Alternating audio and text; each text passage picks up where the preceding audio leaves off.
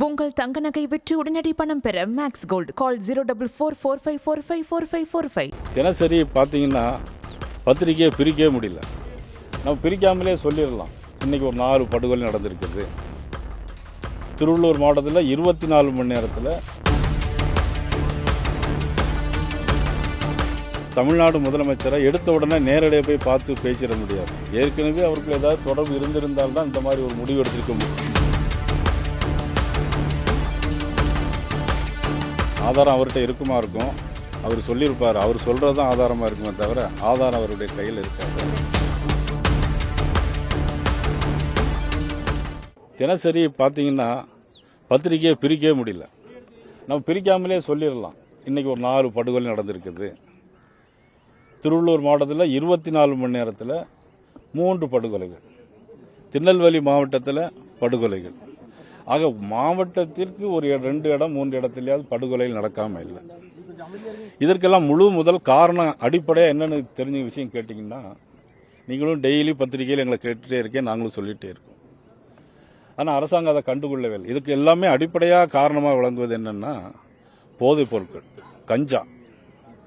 ஒரத்த நாட்டில் ஒரு திமுகவை சேர்ந்தவரை இப்போ இல்லை 2017-18 பார்த்தீங்கன்னா கஞ்சா அடிச்சுக்கிட்டு போய் ஒரு பெண்ணை பாலியல் பலாத்காரம் பண்ணியிருக்காங்க. எல்லா இடங்களிலும் எல்லா குக்கிராமங்களிலும் இப்போ கஞ்சா வந்திருக்கு. திமுக ஆட்சி வந்த பிறகு தான் இந்த மாதிரி ஒரு சூழ்நிலை வந்திருக்கு. ஆக மெட்ராஸில் ஸ்டார் ஹோட்டலில் பார்த்தீங்கன்னா எல்லா இடத்துலையும் பார்த்தீங்கன்னா கொக்கைன், அப்புறம் பொருள் நவீன விதமான போதைப் பொருட்கள். ஆனால் தேவைப்பட்ட எதிர்கட்சிகளை மட்டும் அரெஸ்ட் பண்ணி அவங்க அதில் ஒரு நடவடிக்கை எடுத்த மாதிரி காட்டுறாங்களே தவிர இந்த திமுக அரசாங்கம் முற்றிலும் ஒரு மக்கள் விரோத சக்தியாக.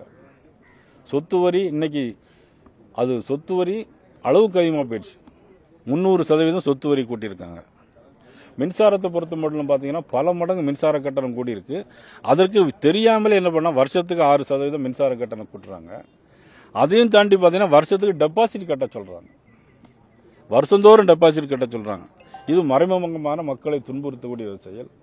இது மக்கள் விரோத அரசை நீக்க வேண்டும் என்பதற்காகத்தான் இப்பொழுது அனைத்து இந்திய அண்ணா திராவிட முன்னேற்ற கழகம், பாரதிய ஜனதா கட்சி கூட்டணி சேர்ந்து மிகப்பெரிய ஒரு வெற்றியை பெறுவதற்கான மக்கள் எழுச்சியோடு சந்திக்கிறதுக்காக நாங்கள் இருக்கிறோம். சார், நேற்று தினம் தமிழக முன்னாள் முதல்வர் ஓபிஎஸ் உங்க மேல ஒரு குற்றச்சாட்டு வச்சிருக்கிறாரு. இது மாதிரி பாரத பிரதமர் தமிழகத்திற்கு வந்தபோது உங்களை 6 முறை தொலைபேசியில் தொடர்பு கொண்டதாகவும் குறுஞ்செய்தி அனுப்புவதாகவும் சொல்லியிருக்கிறாரு. ஆனா அவர் என்ன சொல்றாருன்னா, நீங்க விரும்பாதனாலதான் அவர் சந்திக்கல அப்படிங்கிற உங்க மேல ஒரு குற்றச்சாட்டு வச்சிருக்கிறாரு. இனிமேல் நீங்க பொய் சொல்ல வேண்டாம், உண்மையை சொல்லுங்க அப்படின்னு ஒரு கடிதம் அனுப்பியிருக்கிறாரு. இது சம்பந்தமா நீங்க என்ன சார் சொல்லுங்க? இந்த கடிதம் அனுப்பியிருக்காருன்னு சொன்னதே எனக்கு தெரியல. இந்த கடிதம் எனக்கு இன்னும் சேரலை. அந்த கடிதம் சேர்ந்தால் கண்டிப்பாக நான் உங்களுக்கு எடுத்து காட்டுறேன். அப்போ அது யார் உண்மை சொல்லியிருக்கா, யார் பொய் சொல்லியிருக்காங்கிறது உங்களுக்கு தெரியும். ஆக இது எதையோ ஒரு குற்றம் சாட்டுவதற்காக தமிழ்நாடு முதலமைச்சரை எடுத்த உடனே நேரடியாக போய் பார்த்து பேசிட முடியாது. ஏற்கனவே அவருக்கு ஏதாவது தொடர்பு இருந்திருந்தால்தான் இந்த மாதிரி ஒரு முடிவு எடுத்திருக்க முடியும் என்பது எல்லோருடைய கருத்தாக இருக்கிறது. ஆக அவர்களை பற்றி குறை சொல்வதற்கு நான் ஒன்றும் சொல்லதுக்கு இல்லை. அவர்கள் முடிவெடுத்ததற்கு ஒரு காரணத்தை சொல்லுகிறார்கள், அவ்வளவுதான். இல்லை, எனக்கு எந்த விதமாக வரல. ஆதாரம் அவர்கிட்ட இருக்குமா இருக்கும், அவர் சொல்லியிருப்பார். அவர் சொல்றதுதான் ஆதாரமாக இருக்குமே தவிர ஆதாரம் அவருடைய கையில் இருக்காது. நான் தான் அவரை தொடர்பு கொண்டேன். அவருக்கு முதலமைச்சர் ஸ்டாலினை போறதுக்கு முதல் நாள் நான் அவருடைய தொடர்பு கொண்டேன். இதுக்கு முன்னாடி சட்டமன்றம் நடக்கும்போது பல நேரங்களில் அவர் என்னை அழைத்திருக்கிறார். என்னுடைய உதவியாளர்களை கூட்டு அழைத்திருக்கார். ஆனால் என்னுடைய உதவியாளர் யாரையுமே அவர் அழைத்து எனக்கு தரவில்லை. ஆக இதை ஒரு குறையாக அவர் சொல்லியிருக்கிறார். நான் அவரை பற்றி குறை சொல்ல மாட்டேன். தமிழகத்தில் வட மாநிலத்தவர்கள் அதிகமாக வாக்காளர்களாக சேர்த்திருக்கிறாங்க அப்படின்னு ஒரு குற்றச்சாட்டு. தமிழ்நாட்டை பொறுத்தவரையில் எல்லாமே இயற்கை முறையாக நடந்துகிட்டே இருக்கு. அரசாங்கம் அப்படிதான் நடக்குது. காரணம் பார்த்தீங்கன்னா அங்கே எப்படியாவது வெற்றி பெறணும். ஏன்னா இன்னைக்கு மக்கள் செல்வாக்கை இழந்துவிட்ட கட்சி திராவிட முன்னேற்ற கழக கூட்டணி வெற்றி பெறுவதற்காக எல்லா முயற்சிகளும் ஏற்பாடு செய்திருக்கிறார். சார், இப்போ பார்த்தீங்கன்னா திமுக அரசு பொறுப்பேற்று 4 ஆண்டுக்கு மேலே ஆச்சு. நாங்கள் கொடுத்த வாக்குறுதிகள் பெரும்பாலும் நிறைவேற்றிட்டோன்னு சொல்கிறாங்க. ஆனால் எதிர்கட்சிகள் தொடர்ந்து எந்த விதமான கோரிக்கையும் கொடுத்த வாக்கு நிறைவேற்றி. முதல்ல பார்த்தீங்கன்னா ஆட்சி பொறுப்பு வந்தவுடனே எல்லா பெண்களுக்கும் 1000 ரூபா கொடுப்பேன்னு சொன்னாங்க. அவங்க கொடுத்தாங்களா? இல்லையே. பாராளுமன்ற தேர்தல் வரும்போது அதை கொடுத்தாங்க. அப்போ ஏன் அந்த 2.5 வருஷம் அவங்க கொடுக்கல? தேர்தலுக்காக அவர்கள் அதை நிறுத்தி வைத்திருந்து தேர்தலுக்காக கொடுத்துருக்காங்க.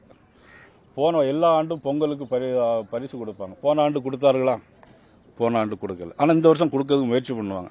ஏன்னா தேர்தல் வர இருக்குது. ஆசிரியர்களை பொறுத்தவரை பணியிடங்கள் காலியாக இருக்குது.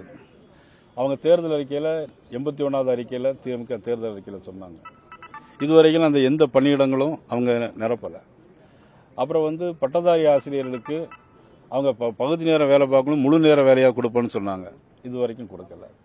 இப்படி அவங்க சொன்னதை எதுவுமே செய்யலை. அது மக்களுக்கு தெரியும், உங்களுக்கும் தெரியும். இருந்தாலும் நீங்கள் கேள்வி மேலே கேள்வி கேட்டுட்டு இதை சொல்லணுங்கிறதுக்காக வேண்டி நீங்களும் கேள்விகளை கேட்டுட்டே இருக்கீங்க. நேற்றைய தினம் கூட தமிழக சிஎம் என்ன சொல்லியிருக்கிறாருன்னா, உடல் உறுப்பு தானத்தில் தமிழகம் முதலிடம் வகிக்கிறது அப்படின்னு சொல்லியிருக்கிறாரு. ஆனால் அருகில் இருக்கின்ற நாமக்கல் மாவட்டத்திலேயே கிட்னி விற்பனை ஏழை மக்களை குறிவைச்சு சட்டவிரோத கிட்னி விற்பனை என்பது நடைபெற்று இருக்குது.